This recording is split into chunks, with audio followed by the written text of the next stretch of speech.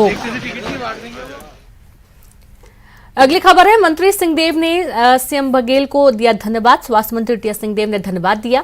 CM के हसदेव मामले में दिए बयान के बाद ट्वीट किया। सीएम बघेल को धन्यवाद देते हुए ट्वीट किया, भूपेश भाई को हसदेव आंदोलन पर बयान के लिए आभार। आंदोलनरत ग्रामीणों की बात पर सीएम ने जताई सहमति। प्रश्न आंदोलन कर रहे ग्रामीण जनों के संवैधानिक हित का है, उनके साथ खड़े होने पर भूपेश भाई को पुनः धन्यवाद।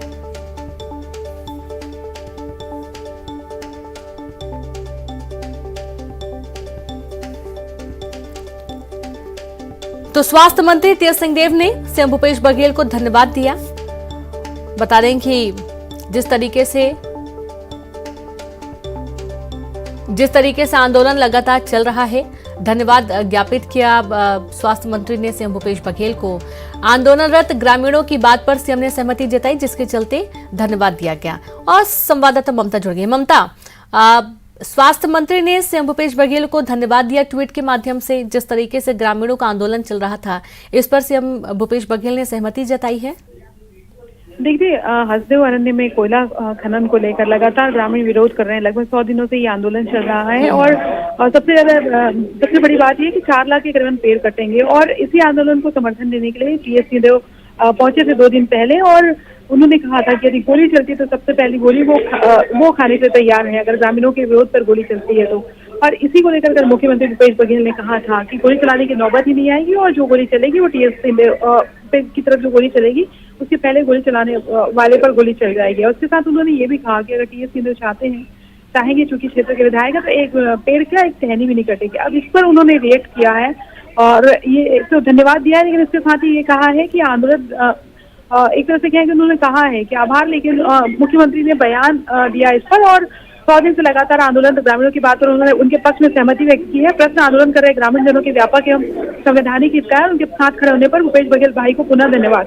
तो अब तो दोनों ने, अगर हम बात करें तो मुख्यमंत्री भूपेश बघेल ने कहा है कि स्वास्थ्य मंत्री टीएस सिंहदेव नहीं चाहेंगे चूंकि वहाँ के विधायक हैं, तो ऐसे में एक टहनी तक नहीं कटेगी। सब कुछ उनकी सहमति पर है।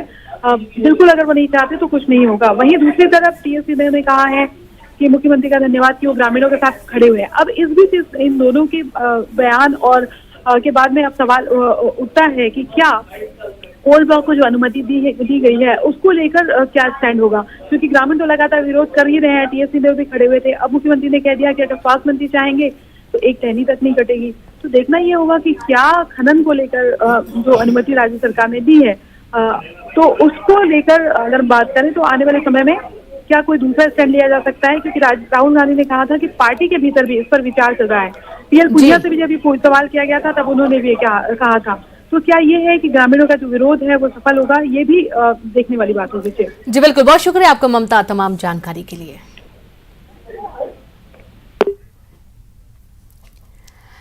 एक और बड़ी खबर रायपुर से, मनरेगा कर्मचारियों का खत्म हो सकता है आंदोलन। धरना स्थल पर पहुंचे मंत्री कवासी लखमा, जहां 66 दिनों से धरने पर बैठे हैं मनरेगा कर्मी। मंच से कर्मचारियों को किया संबोधित, जहां से भूपेश बघेल की तारीफ की, तो वहीं मंत्री से बातचीत के बाद खत्म हो सकता है आंदोलन। मंच में लगे बैनर पर लिखा, भूपेश हैं तो भरोसा है।